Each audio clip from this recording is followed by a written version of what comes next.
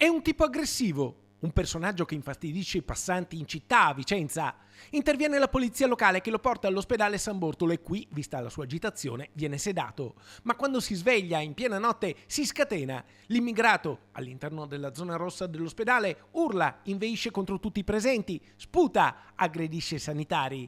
Viene lanciato l'allarme, interviene la vigilanza, ma l'uomo morde sul braccio una guardia giurata. Sul posto arriva la polizia e, dato che lo straniero non ha bisogno di ulteriori accertamenti sanitari, decide di portarlo in questura. Una volta uscito dall'ospedale, però, l'uomo tenta di fuggire e, spingendo un agente con una spallata, colpisce l'altro con un calcio sul ginocchio. Nonostante la sua aggressività, viene fatto salire sull'auto della polizia, dove durante il tragitto prende a testate la parete di plexiglass. Arrivato in questura, viene identificato. Si tratta di un egiziano di 32 anni.